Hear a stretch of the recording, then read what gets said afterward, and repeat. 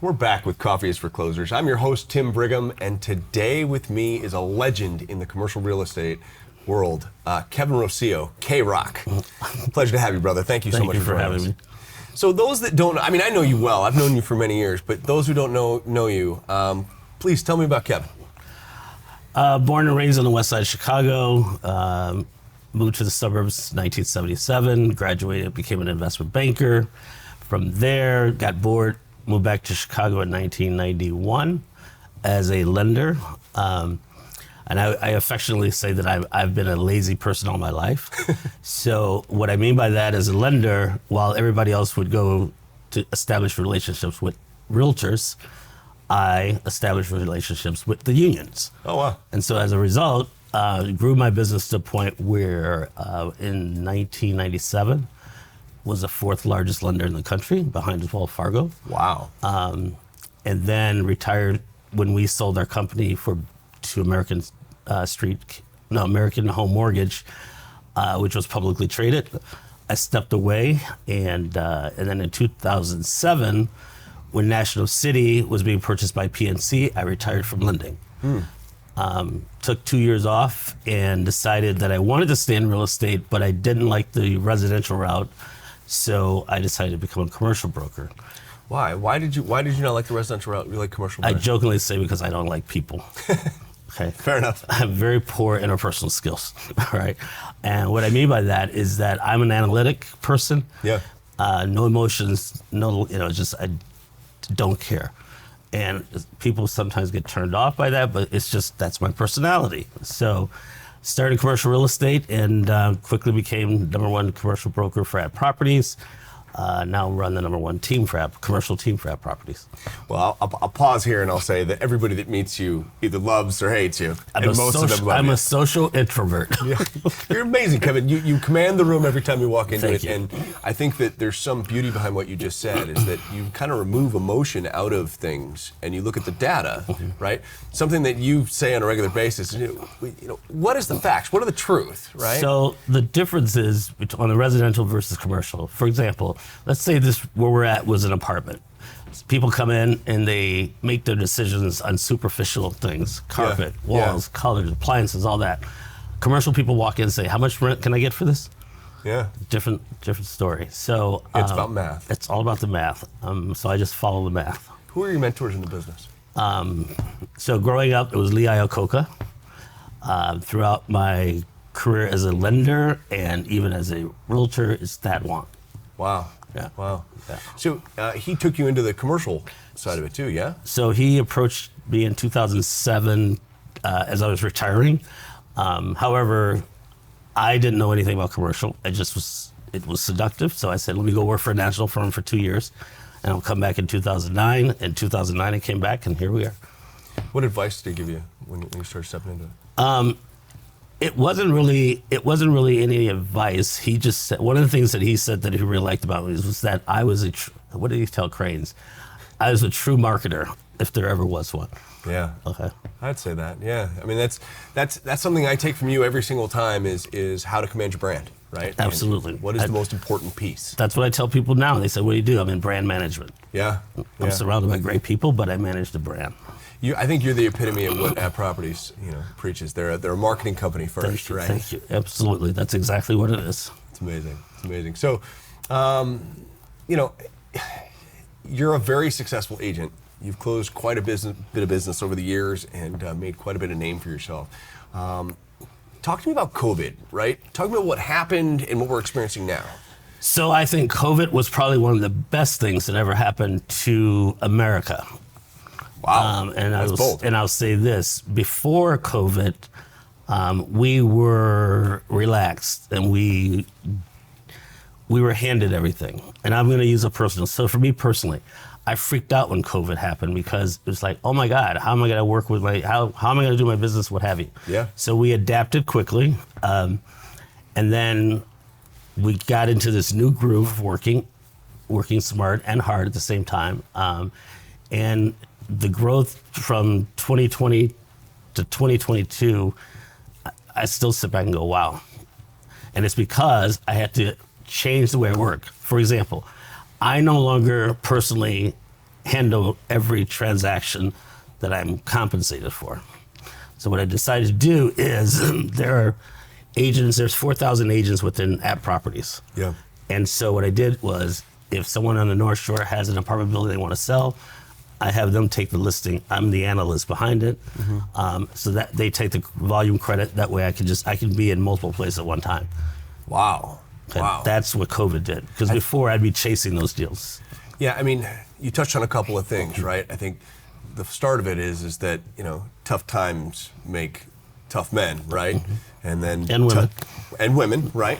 And then tough men and women make soft times, which then makes Absolutely. soft men and women, right? And it's just the cycle perpetuates. It is a itself. cycle. I think this COVID brought out, what we really need to do, what we need to get back focused on, right? And then that separation is there. But, you talking about, the how much growth we had and all the things that happened, all the fear that happened overnight. Because I think as mortgage lenders, we had the same problem, right? I can't go to the office anymore. I can't command my team. I can't do these things. This is what's so special about you, is that you figured out, listen, maybe I need to work smarter, not harder. Maybe I need to go and network with more people and More than I already do. share the knowledge and be compensated for it that way. So, for example, and that brings up a good point. So this year, as we were returning back to the office, I said, okay, what should I do? What should I do? Because one of the things I noticed when we were at home, agents would call me to ask, how do I put this deal together? And it could be from Compass to Exit to, it was across the board. Yeah. So I said, you know what? I'm going to put together this class, and I'm going to teach one agent a week to how to properly price 2 to 4 units and how to properly price smaller apartment buildings. Why? Because when they have a client in front of them, they need to understand and not trip up and lose the opportunity. So the goal was, by the end of the year, 52 agents. As of last week, when we finished with Lee Marcus's team, we had 350 app property agents that we taught and about 25 outside agents that paid to be taught. Wow. Okay. And so what that does, people say, what does that mean? Well, that means now I got 355 agents from app properties that when a client says I'm interested in 2 to 4, they can at least engage the conversation. And then if it's something that makes sense that I work with them, they're out doing the showings, they're out doing the inspections. Together we're doing the negotiations, and we just cover more ground quickly. Yeah. It's amazing, right? I think in your world, especially through social media and things, you'll see things get posted on, an agent will dabble in the commercial space, right? They jump out from residential and they think, well, the client wants to sell this building. What's interesting is you'll see, again, social media tags, and I don't necessarily agree with making fun of agents or any of that, but that's what ends up happening is that, how did you come up with your purchase price? And the agent will say, well, that's how much the client wanted to sell it for, right? Not understanding cap rate or any of these other things. What advice would you have for any agents, that are looking to dabble in commercial? Don't dabble. Get yourself a mentor. You should, if this is a product type that you want to sell, at least until you understand what you're selling, you should have a mentor, someone in your office, no matter if, like I said, if it's Compass, Ad, Sotheby's, what have you, someone that knows how to do this business. Do it together. Make sure the numbers are there, because in this class, for example, I teach and I show how many canceled and expired 2 to 4s and apartment building listings there are in MLS. Why? Because a seller says, hey, I want to sell my building for $4 million. You do all the paperwork and put it in MLS for $4 million. And then a commercial broker comes through and said, that building is only worth 3.2. Yeah. Why? Because the data doesn't match the numbers. Yeah. And that's what a mentor will figure out quickly. That's great advice. I think it really has to do with the income, not the actual, that creates the sales price, not the other way around, It's right? the combination of the income and the expenses that are tied to it to produce that income. Yeah, that's incredible. So, switching gears, right? COVID, we had this reaction. What are you seeing, in the market today? Are you seeing demand? Are we seeing this doom and gloom that the media is painting the picture on? Okay, so I'm going to separate it like this. Your primary residence is a liability on your financial statement. Yeah.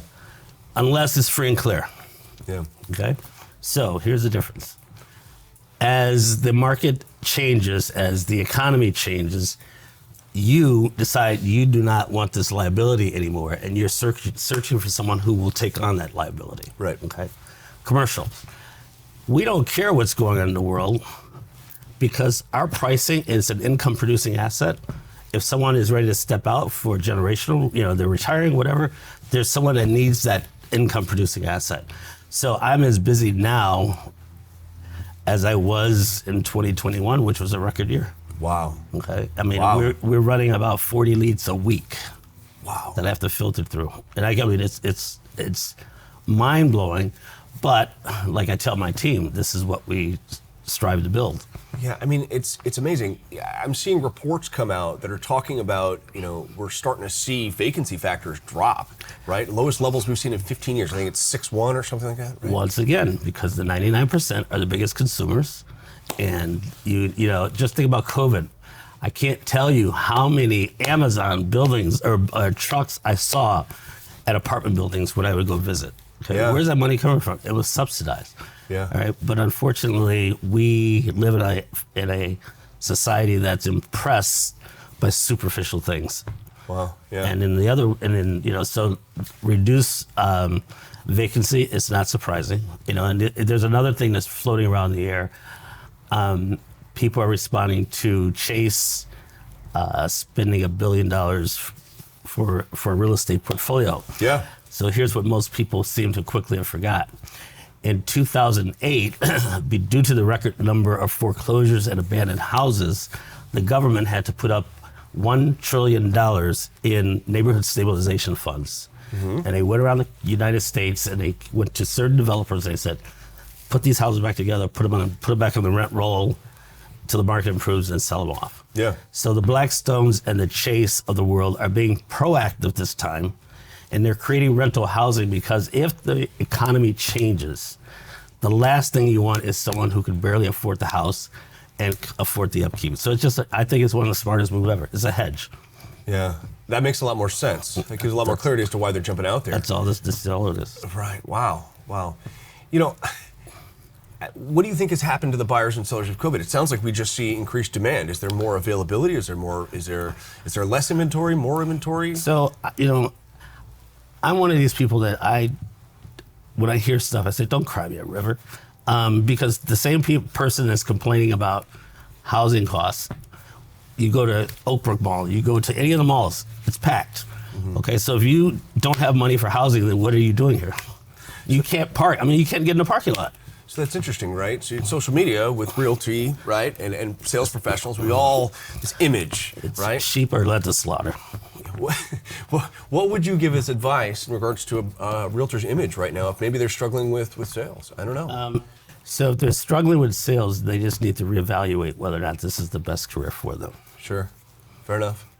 I think a lot of these think that their image is everything and they have to have this, this persona and drive this ridiculous car. And what I get from you is that that's great, but really the knowledge basis, right? You actually know your craft, know the real math. You need to understand why everything goes on around you. Like I was having a conversation earlier, people were complaining about gentrification in South Shore. And I said, listen, my people had 40 years to make a difference. People complain about what happened in Logan Square. The Hispanics had 40 years to make a difference. Some to cry me a river. As a token white guy, I can't interpersonal skills. Fair enough. Okay. What do you think is, if you had to pick one skill set that you mastered that you can attribute to making you a successful agent, what do you think that is? Not caring what other people think. Wow. Yeah, that's a truly actually meaning what you just said is an amazing skill. Some people say it, but they don't necessarily mean it. So right? I listen, I cannot control what you think of me, and it's not my job to change you. Yeah. I can only be me, and you either like or don't like, but if you don't like, it's okay. There's nothing wrong with that. Yeah. We don't have to be liked by everyone. Yeah, that's a great point. Okay. We became this society where we have to like everybody, and unfortunately, not everybody Sad. gets along, right? What do you think the hardest part about being an agent is? Being consumed by the other agents around you. Really? How so? So for example, and I was victim to it too. So everybody posts closings, volume, sales, all that. And Guilty. then once I took the National Association of Realtors Commercial Achievement Award, I said, you know what? Unless I can get a higher award, this stuff doesn't matter. I don't, I just looked at an agent's. This is a true story, I'm not going to say the name. I emailed an agent to give them an update on their client that they referred to me, right? I swear to God, from here, he had one statement. Hey, K-Rock, thank you so much for the update. This is how long his signature line was. Okay, dude, are you in real estate? It doesn't, clients, the only thing clients care about is whether or not you are good at your craft. Mm-hmm. Posting what you achieved in the previous year is not the answer, all right? Transferring value is. Why should I work with you versus the other person?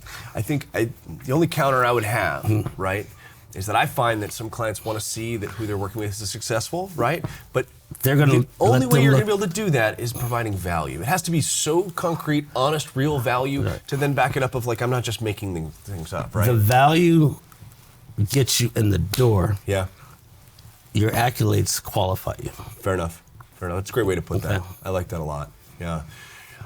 So, I mean, I'll be honest, right? You probably have the busiest social media out of anybody I've ever met. You are everywhere. You know everyone. You're at every party. How do you keep up with all this? So, keep in mind, most real estate brokers are real estate brokers only.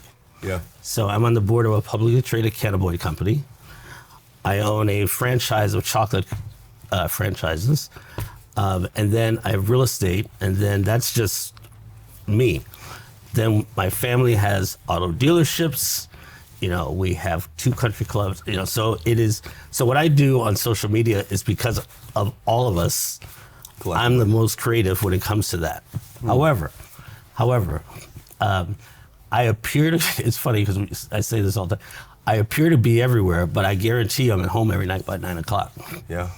People that are close to you know that. The Irish right? exit. Yeah. It's true. It's true. Okay. But here's the thing, right? You're nice to everybody you meet, right? I respect everyone. Yeah. And you continue to network with everybody, and you go out and you're present, right? And Because people think of you. Because the thing is, your life is as important as mine. So I want to take the time to get to know who you are. Can I add value? I don't know. We don't know. And I'll give you. My mother's furnace went out this weekend. And, after some rogue HVAC guys, I called one of my clients who's a commercial engineer, and he referred someone to me. They came out within the 24 hours, and from a $6,000 bill, it was actually $150. Wow. Now, I've only met him twice at a NICAR meeting, but we had lunch a couple times, and that was it. And I felt comfortable to reach out to him. Wow. Yeah, that's what it's about. Listen, I'm from Arizona, right? And something I had to learn was how Chicago does business. Yeah. I love the West Coast. I love how friendly everybody is. And you come to these big cities, sometimes it seems aggressive. It's probably the best word to use. It's not aggressive. It's that the qualifications, right? Absolutely. Everybody's got a guy. You got to earn somebody's respect enough to be their guy, right? And once you're their guy, you share that with everybody because you want to support them and help them. Absolutely. Network out there, and if anybody I'd find that was a master at their craft of networking out there and becoming the guy, it's you. So this is the only time I'm going to quote Kanye. All right, so you never know who needs who. Right.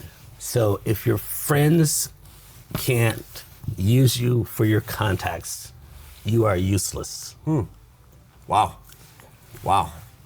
That's a Chicago way of putting things. That's fantastic. So you run a team, you coach, you mentor. You most recently held the biggest class you've held so far. How many agents did you coach? It was 40 in one class, 355 total for the year. Wow. Yeah.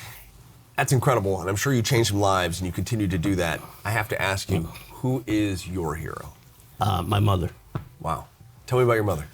Single black woman in the 60s raising 2 kids on the west side of Chicago to $30,000 a year salary.